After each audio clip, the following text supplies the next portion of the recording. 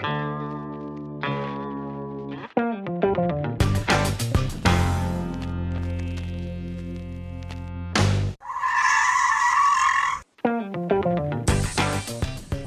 everybody, welcome to episode 32 of the Stop and Give Me 20 podcast, 20 minutes with some of the world's top fitness professionals. I'm your host, Anthony Rennie. You can check out the show notes at stop20podcast.com. That's stop20podcast.com.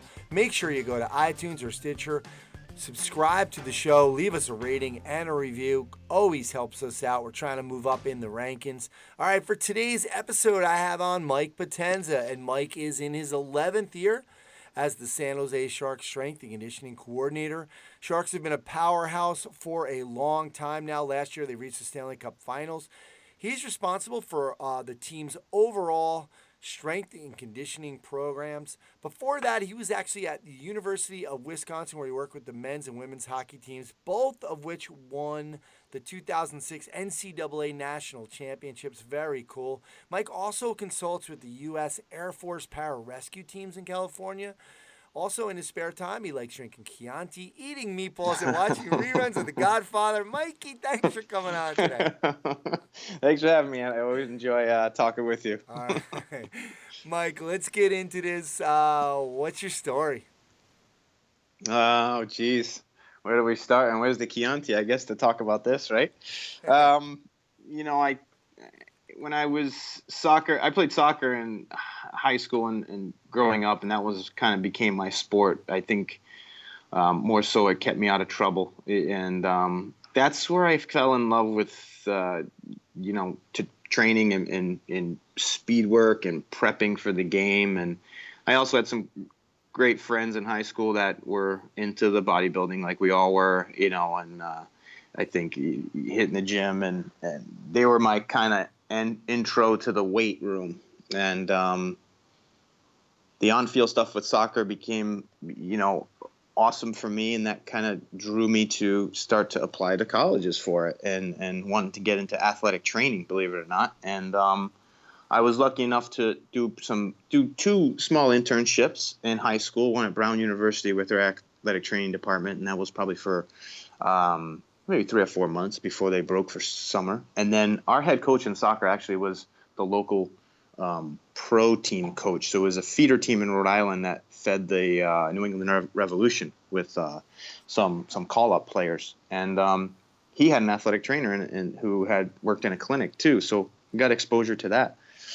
So I applied to all my colleges, athletic training, got into them all except for Springfield. I got into Springfield College as an exercise science student. I ran with it and went there, started training for soccer, and fell in love with strength and conditioning, and didn't need to switch into athletic training. And kind of the rest is history, So I've been blessed enough to know early on in high school I wanted to do something in performance. That's amazing. And the funny thing is, like, as popular as Boyle was and as strong as BU their strength and conditioning program was with Glenn Harris and all in that New England area, I really didn't get exposed to Mike and what the bigger schools did until I got to Springfield. I didn't know what a formalized strength and conditioning program was until I started really digging into it in college. But I've been lucky. Nice, Mike. So the first spark though was just really with your friends saying, "Yeah, we're gonna get better," and so you guys just got together and you guys. Okay. My buddies were so into it. They had memberships at gym, local. It was a powerhouse gym in Providence, and we'd have our parents co-sign for us because we were too young to go in there on our own. We weren't 18, and we had some weights in the basement and things like that. So it was great. My friend Joe and Angelo, actually, they surprise, they were my first introduction to it. Now both are urologists actually in the state of Rhode Island, and soccer. I attended some soccer camps freshman year in high school all the way through a senior, and it was a boarded camp at Loomis Chaffee School in Connecticut, and it was awesome. It was a week of training. It was hard as shit, and but they had the ladder drills out. They had all this speed training, which back then it was progressive. It's things like we would probably, appreciate now, but not the showstoppers that we hear some of the best minds talking about. But it was just a great introduction to a high school age group. And that's what I really liked. Man, I enjoy prepping for the game, because I knew I was getting better, and obviously, I'm 5'6", so I needed all the help I could get. So, Nice. Yeah, that's incredible that you got into like the business and not the business end, but really started on that path in high school. It's incredible. Yeah, and I had a great anatomy teacher sophomore year in high school, and I was just like, man, and she really put a sports medicine twist on the whole class, and it was awesome. So Wow. I was hooked. Very The hooks cool. were in. So Mike, who was your superhero growing up? Who kind of influenced you the most to become the person you are? yeah, I have. Again, I really have had some guardian angels by my side the whole time. My mom was had to be is definitely the most influential person and superhero and guardian angel for me. And my grandfather, so my mom's dad, I got to hang around with him a lot because when my mom worked, somebody had to kind of keep an eye on me. My brother's 6 years older than me, so he was kind of on his own and old enough to be on his own. And but my mom and then my grandfather, he was a mechanic. He was he grew up during that Depression time and just a strong man, but thought strong at heart, and strong in character. And he always thought about others. Whenever he always did stuff, just out of the kindness of his heart. And then was our neighbor actually across the street was my mom's age, but knowing my mom was a single mom raising two boys, he had two kids around the same age as myself and my brother, and we just became the tightest of families. And he actually was a firefighter in Providence, and he took me under his wing and kind of became his surrogate son and kept an eye on me and taught me a lot of life lessons. And those are my three superheroes. It's I wouldn't be here today and wouldn't be trying to be the father I am of three kids if I didn't have their example. That's great. Love it. What about now? Who are you looking up to now that's out there doing some great things that you kind of feel Yeah, like? my wife Bonnie, who I met in Springfield, we've been married for it'll be 13 years, I think, in October. But she's a teacher and a preschool teacher, and when I have the time to sit in class with my youngest, who's in that class, and all of our kids, Griffin's 9, Natalie's 7, and Luca, our youngest, is 4, and they've all been through her class, and they're all at the same school, which makes it convenient, when you got a whole school bus full of kids, you got to move around, right? But when I get a chance to sit in the class and see what their teachers are doing, and it gives me a second to stop and say, what, like, I'm at work. It's pretty demanding time-wise of what we do in the NHL, but it would be as demanding if you worked in college athletic performance. There's just a lot. It's a big time commitment, and to see what these teachers are doing and working with these kids on, the socialization piece, the problem-solving piece, not to mention the academic stuff, but the true life things that they're going to need as they continue to grow from year to year or from grade to grade. Is truly impressive, and you have to make you're trying to make character people, right? You Yeah. don't care. I mean, it's not the academic piece is going to come. It's not rocket science by any means, but those other pieces of socialization, the character piece of these young children is the most important part. So the teachers are my superhero, I would say. Love it, and I think we got it backwards. We pay the Totally. professors too much Yeah. money, and like it should be the opposite. It should be Yeah. the younger you're Mm-hmm. teaching, the more they should pay. Right. Yeah. Um, Exactly. Mike, who are you trying to be a superhero to? You have kids, but who else are you trying to be a superhero to with your message? Yeah. Tony, I was, man, I really reflect on how I got to where I am, but really who helped me, and who, for whatever reason, divine intervention, who was in place to help me at the time. get me here, or that helped get me here.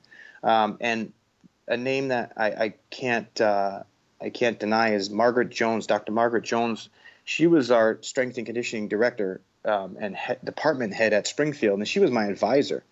And I was just so lucky to have her give me all the right direction. And what I'm trying to be, that I think she was a superhero for me at the time of my career and the time of my schooling, and I'm trying to be that for whatever intern, young professional that reaches out to me via email to help give them direction.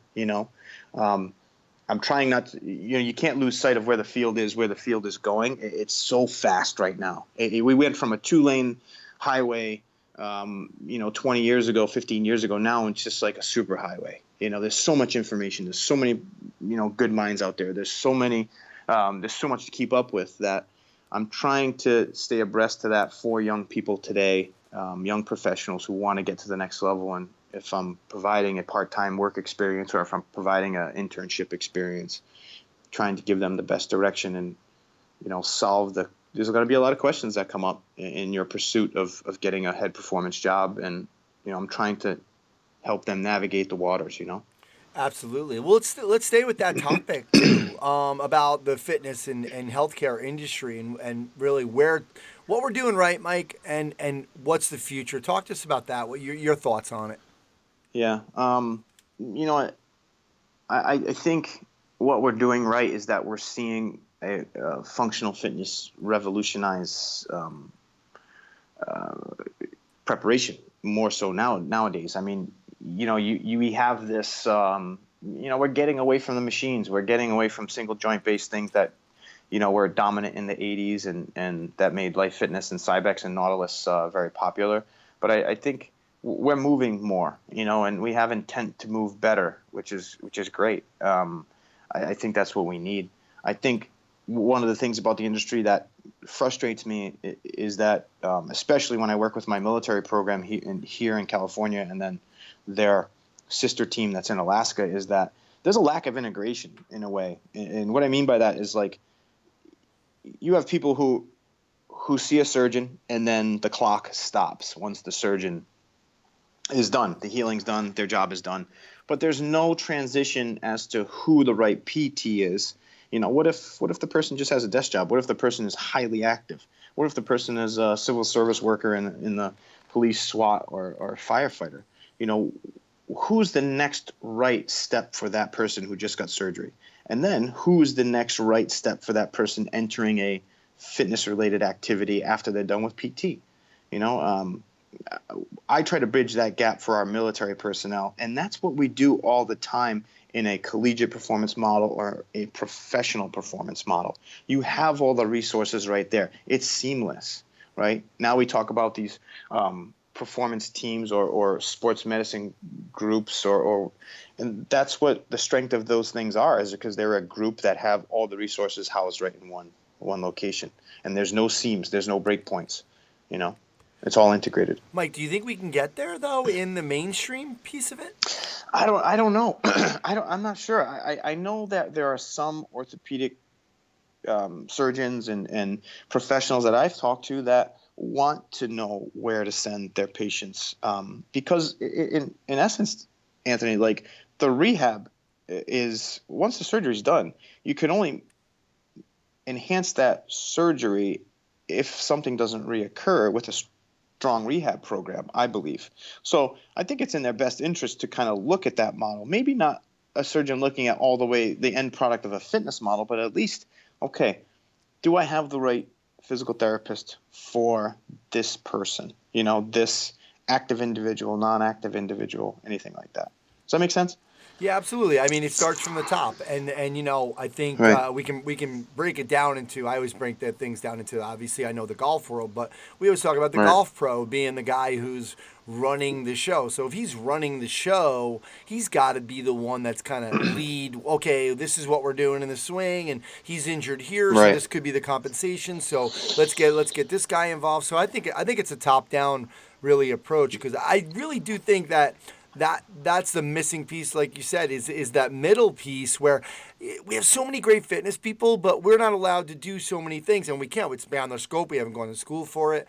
But Right. a lot of people are coming to us with their injuries, and it Mm-hmm. really there's so they you're right, they get out of the rehab and they go to some crappy rehab, and I don't even have enough referrals to, I got to send them down the city to Charlie Weingroff, which is, a half-hour train ride just from where I live. So Right. it's Correct. crazy Yeah. that I have to send somebody all the way down there. So I Yeah. agree with you. It makes sense.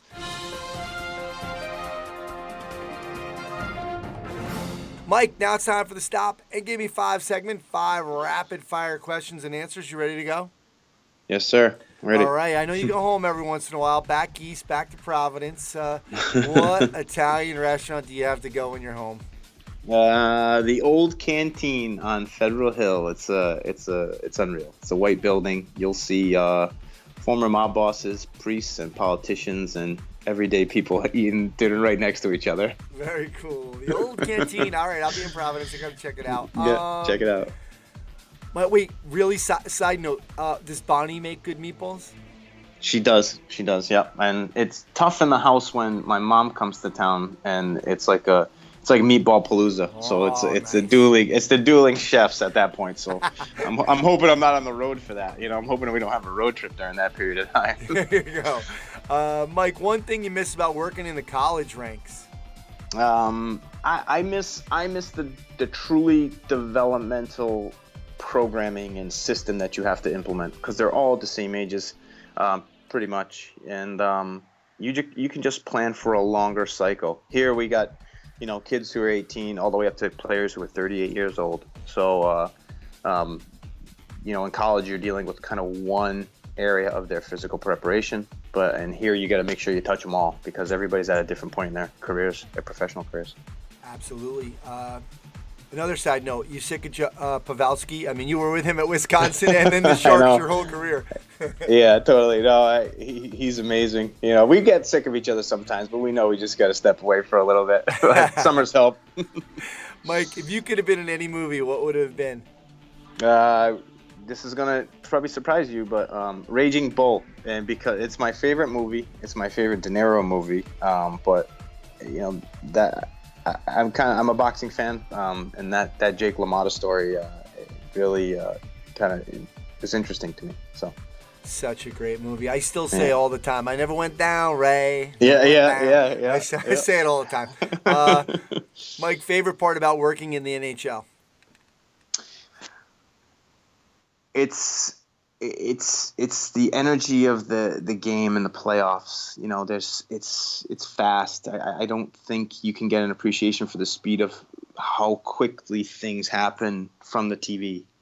Hockey's exciting to watch on TV anyway, but when you're at a game and you're right there, like, things are fast, and that's what it always strikes me as, because now you have to be a fast-moving coach, under control and fast, and understand the paces that players process information, the pace at which they have to execute things. But they also have to understand it, so they can't just execute and not have an understanding of it, Cool. Nothing like the NHL playoffs. Nothing. Yeah, right. Mike, favorite arena to travel to? You probably think I would say Boston, but I like going to the Staples Center because it sucks. Like, the fans are ruthless. They are ruthless. It's like you get roasted there, and but it's a tough building to win in. I think that's because they have a great fan base and following, and I like going there too to see how our players are going to respond during that adversity. It's always a benchmark for us to see how thick our skin is, and that's why I respect that building and respect that competition. Love it. Yeah. All right, Mike, what's you working on anything right now that's kind of getting you really excited? I know with the NHL you've done some stuff in the off season and kind of coordinating some of we talked about this on the Strength Coach podcast, some of the conferences. Are you working on anything right now? Yeah, that's one thing. Yeah, is like you said, we're finalizing all of our speakers and topics for our NHL strength coaches meetings this June, which has been awesome for me. This is my third year doing it, but I'm also finalizing a advanced blood work seminar here in San Jose with James Laval, and he's going to be doing a 2-day talk on different topics on blood work, how to read and analyze your blood work, what blood markers are the most critical for athletes in season and off season, how to look at pH levels, how to look at different markers that are gonna help your recovery. And that's exciting to me. I've always, last couple times we've talked one-on-one, I've told you like it's really a big piece of the puzzle, for this group and for athletes and people who love training. Because if you're going to run your engine down and not put, the right things back in it, then you're kind of chasing your tail, Yeah. So I'm working on that. That's going to be August, and we're just almost ready to launch the registration site. So it's going to be a hit. Love it. Keep us posted on that. Mike, what's the letter to your younger self? What advice are you going to give young Mike? I would say you have to be two things. One, you have to be relentless in your work. You have to be, and what I mean by that is you got to be, someone asked me what I was going to do in the summertime at Springfield. It was actually Dr. Margaret Jones. She said, "What are you going to do in the summer?" I said, "Well, I'm going to go back and I got a landscaping job with my dad's buddy." She's like, "Why don't you get an internship? If you can afford to take an internship within the field, there are plenty out there. It'll enhance your resume." And every summer I did that. My first one was at BU. That's when I was exposed to Mike and Glenn, and that was massive for me. Like, that was a huge step. And then when I left Springfield, I had BU from the summer of '98. I had IPI, which became API with Mark Verstegen in the summer of '99. And then I had the University of Miami football prior to graduating Springfield. So I had all these experiences on top of being a graduated Springfield college student on my resume. It was great. And then the second thing I would tell myself is make the time to go to massage school. I look back and I want to do it. I'm pursuing that right now as to getting the right school and things like that. And I want to do that. And it's a huge benefit, if you could work mechanically on these guys and solve things really quick.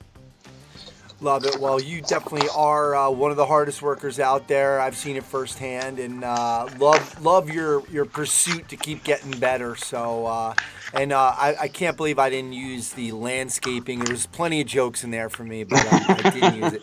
But Mike, thanks for coming on today. No problem. Thanks for having me. I always enjoy it. All right, well, that's going to do it for episode 32 of the Stop and Give Me 20 podcast. Thanks again to Coach Mike Potenza. Make sure to check out all the links to all his stuff at stop20podcast.com. Don't forget, subscribe to the show, leave us a review and a rating. My name's Anthony Renna. Thanks so much for stopping by.